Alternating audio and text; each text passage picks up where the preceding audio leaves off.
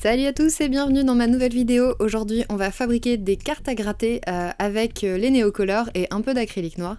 Donc si vous savez pas ce que c'est une carte à gratter, on en a souvent vu notamment quand on est au collège ou ce genre de choses.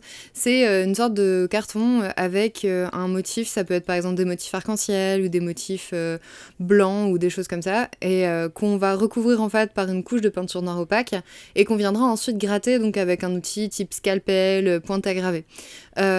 Je voulais vraiment en fait faire un petit tuto facile à faire pour vous montrer que c'est vraiment simple et que c'est à la portée de tout le monde. J'ai commencé à faire ça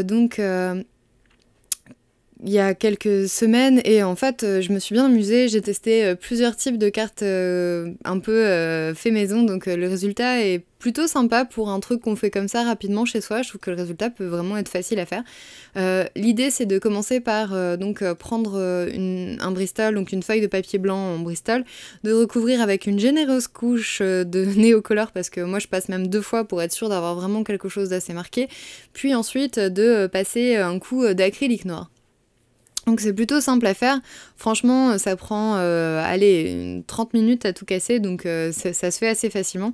Une fois que votre papier est bien sec, moi j'ai préféré attendre d'à peu près 24 heures pour être sûr que l'acrylique avait vraiment séché parfaitement. Vous pouvez prendre donc une pointe à graver ou un scalpel ou n'importe quel outil qui va graver et qui va en fait enlever la couche supérieure d'acrylique, et ça va en fait laisser apparaître la couche des néocolores. Donc en fait vous allez vous retrouver avec une couleur totalement différente. C'est une technique pas forcément facile à prendre en main. Moi j'avais toujours peur de retirer la couche d'acrylique sur le dessus, donc j'ai essayé de protéger au maximum la carte pour éviter en fait de l'abîmer. Mais c'était pas toujours évident, et puis c'est pareil, on peut pas vraiment faire de dessin préliminaire. Donc une fois qu'on commence à dessiner, une fois qu'on commence à graver, en fait on n'a pas vraiment de seconde chance. Donc moi j'ai fait mes croquis en amont sur de recherche, mais j'ai dû ensuite me lancer tout de suite dans la carte, donc forcément ça donne des choses qui sont parfois un petit peu plus spontanées. En tout cas on peut pas forcément reprendre son croquis plusieurs fois. Une fois que c'est gravé, c'est difficile de revenir dessus, à moins de reprendre de l'acrylique et de repasser une couche, mais je pense que ça créerait des problèmes parce que ça créerait des différences d'épaisseur entre les différents endroits de la carte. Donc sur la première carte à gratter, j'ai essayé de dessiner le plus spontanément possible et de façon la plus naturelle. Puis ensuite j'ai essayé de retirer le maximum en fait d'endroits où il y avait de sombre, en essayant de faire beaucoup de croisements, beaucoup de croisillons, un peu comme dans des gravures à l'eau forte qu'on peut voir. Mais j'ai pas trop aimé le rendu final, parce que je trouvais que c'était un peu trop brouillon. Je trouvais qu'il y avait des zones un peu trop similaires. Enfin, on peut le voir sur les close-up, là, vous pouvez voir. Donc je me suis dit, c'est dommage, je vais donc en réessayer une seconde. Donc comme j'avais déjà préparé une seconde carte, je me suis dit que ça pouvait être intéressant donc de faire un petit peu un diptyque. Pour la première carte, j'avais gravé un homme.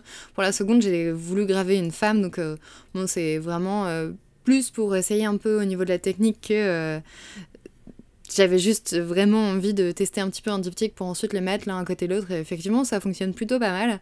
Donc la deuxième carte, en fait, le fond est plutôt orangé, clair, et je me suis fait une petite frayeur en la réalisant, parce qu'en fait j'avais utilisé des néocolores 1 et des néocolores 2 sans faire exprès sur celle-ci, sauf que quand on met ensuite de l'acrylique, ça peut en fait retirer la couche des néocolores 2, donc si jamais vous voulez faire ça, essayez de faire que avec des néocolores 1 qui sont résistants à l'eau. Donc moi j'ai fait ensuite super attention pour éviter que ça m'arrive une seconde fois. Donc une fois que vous avez commencé à graver, le coup de main vient assez vite. Personnellement j'aime bien utiliser le scalpel, j'avais utilisé la mine, mais je trouve que le scalpel est plus facile à diriger, et puis surtout ça permet de retirer des couches un petit peu plus épaisses, donc ça évite de revenir sans arrêt. Sur celui-ci, j'ai essayé plutôt de retirer juste en fait le fond pour avoir quelque chose d'un petit peu plus contraster avec l'avant-plan pour faire ressortir un petit peu l'avant-plan et je trouvais que ça marchait un peu mieux. Et puis surtout ça mettait vraiment en avant le côté dégradé et fait maison en fait de la carte où on voit en fait des couleurs très différentes. Là ça peut même être intéressant en fait de d'abord faire une recherche de ce qu'on veut dessiner, puis ensuite fabriquer sa carte en disant ah oui bah là à cet endroit là j'aimerais que ce soit plus clair, cet endroit là plus foncé, et c'est vrai que ça donne quelque chose d'assez intéressant. En tout cas j'avais jamais travaillé sur des cartes qui proposaient ce genre de dégradé et c'était super intéressant de pouvoir en fait tester la technique de A à Z. Pour la dernière carte, parce que j'ai fait une dernière carte, j'ai eu un petit problème de caméra, donc j'ai pas pu tourner en entier. Mais en fait, comme j'avais fait 2 cartes noires avec des fonds clairs, j'ai voulu un petit peu inverser, faire un fond plus foncé et une carte claire, mais ça n'a pas du tout marché comme je le voulais.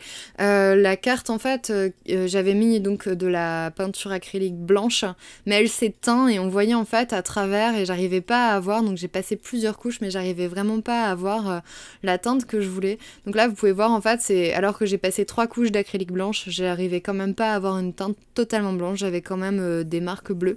Mais en fait en la dessinant, je trouvais, enfin en la grattant, j'ai trouvé ça assez intéressant quand même, le résultat final était plutôt cool. Donc là je vous mets juste le début mais ma caméra a arrêté, donc vous allez voir tout de suite en fait le résultat final. Donc voilà, ça donne ça. Personnellement je trouve que c'est un truc que j'aimerais bien réessayer, notamment avec des fonds plus sombres et des avant-plans un peu plus travaillés comme ça. Je trouve que le résultat final est intéressant. Je vous enjoins à essayer de réaliser ces cartes à gratter vous-même si ça vous a plu. N'hésitez pas à vous abonner et à découvrir mes autres vidéos. Et sur ce, je vous laisse. Salut!